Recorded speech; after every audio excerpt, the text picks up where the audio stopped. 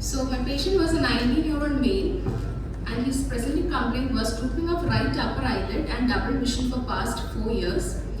And he had a history of hit by car from behind 4 years back. There was history of loss of consciousness and he had epidural hematoma, multiple skull bone fractures and was admitted in the ICU for 10 days.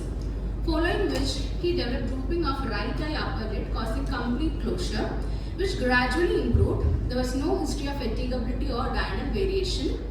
Further, he developed double vision, which was more on looking at a distance and upwards, and it improved over time and has remained the same since 3.5 years. The CNS examination was normal. The cranial nerves 2, 3, 4 and 6 will be dealt later. On ocular examination, he had a mild head tilt to right 10 degree and right face turn of 5 degrees.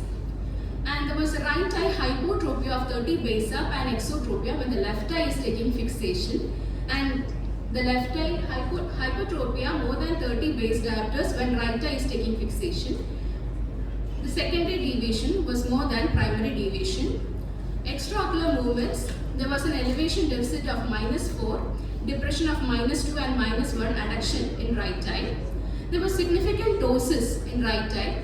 The vertical palpable fissure height was 7 millimeters. The MRD1 was 2 millimeters. In adduction, it was 4 millimeters, and in abduction, it was 2 millimeters. The Bell's phenomenon was poor. In this video, you can see that the MRD1 significantly improves on adduction, and there was an upper eyelid retraction or down gaze, which are the signs of aberrant regeneration, the inverse Duane sign and the pseudo-Von Graffi sign. The pseudo-ARP sign was also present. The size of pupil was 2 millimeters in adduction and 3 millimeters in abduction in right eye. The visual acuity was 6/696, color vision was normal, fields were full in both eyes. On binocular single vision, he had diplopia for both near and distance, and the stereopsis was absent. Prism bar cover test when the right eye was fixing without glass veneer was 25 base in, 40 to 45 base down in left eye, and for distance it was 25 base in, 60 base down left eye. When the left eye was fixing, it was 30 base up, 10 base in right eye veneer, and 45 base up, 10 base in right eye for distance. Anterior segment evaluation, there was moderate ptosis with good levator function, and the pupils were 3 mm brown. Both direct and consensual reflexes were sluggish. Fundus examination was normal. Intraocular pressures were also normal. On diplopia charting, there was a cross diplopia in levo positions and an uncrossed diplopia in dextro positions with maximum separation of images in levo elevation. And on Hess charting, you can see that there is an underaction of muscles in the right eye, which is accompanied by overaction of yoke muscles in the left eye. So diagnosed as right isolated pupil involving third nerve palsy, partially recovering with apparent regeneration, traumatic in etiology. So I was in a dilemma how to manage this case. So there was a poor bed, so there's an chance of exposure keratitis in case of doses correction. There was an unpredictability of dosage in operating the paralytic eye, and sometimes there's a possibility of surgery in the good eye later, especially if there's diplopia. So I went on to my mentor with this case. Thank you, Dr. Anjali. There is no diagnostic dilemma in this. There is an oculomotor synkinesis. The surgery is challenging, often with elevation deficit and poor bells. Whenever you come across a third nerve palsy, traumatic, the traditional consensus is to manage with the surgery in the paralytic eye, which would worsen the ptosis when you correct the strabismus. So this was the challenge. So ipsilateral recess resection would worsen ptosis, and so ptosis correction would lead to exposure keratitis when there is a -4 elevation. So O'Donnell had suggested surgery in the good eye using the fixation duress in early 1980s, but it was not popularized because of acceptance by the patients, especially in primary surgery in a good eye was not accepted. But later, a lot of our own surgeons, Dr. Parvekar, Pradeep Sharma, Suma Ganesh, all have shown that surgery in the good eye is a better choice. Of course, we wait till the strabismus is stabilized and the ptosis as well.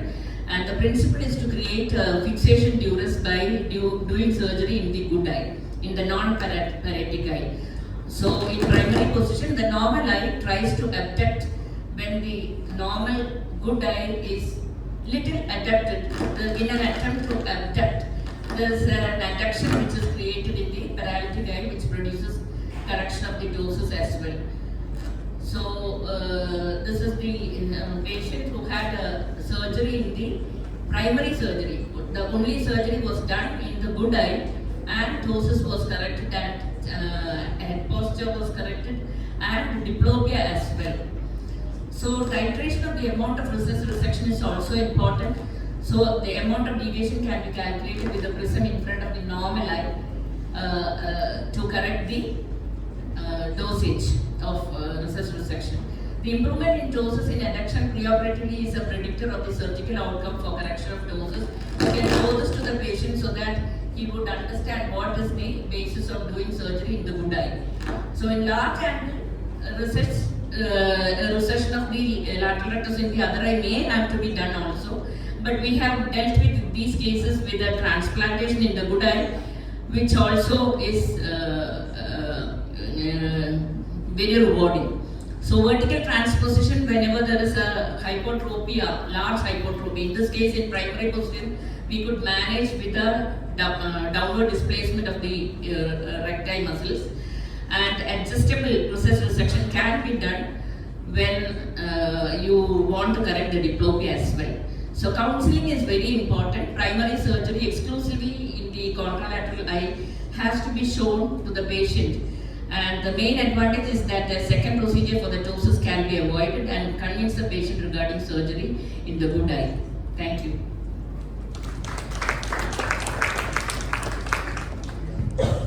Regarding the how did you manage the vertical squint actually?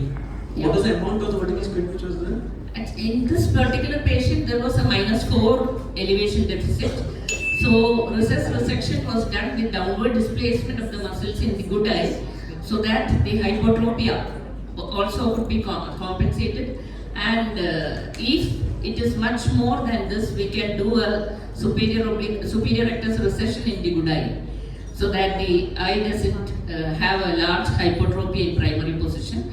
And in this particular case, we did not do a correction for pseudography, which can be done by posterior fixation of the inferior rectus of the good eye to prevent marked downward. But then, if since in this case it was lucky that the deviation, the hypotropia was very small, so that's why the downshift worked actually. But had it been large, then if you're doing 3 muscles in the good eye, would have become a challenge, and you would have to think of plication of the middle rectus. Usually, horizontal correction and looking at the doses and hypotropia, how much it is corrected after displacement, can be assessed, and superior rectus recession can be done at a later stage. We didn't have to do it here, but it can be done at a second stage, especially when you do 3 recti muscles. This is how many months of post-op, ma'am? Post-op is like how many months?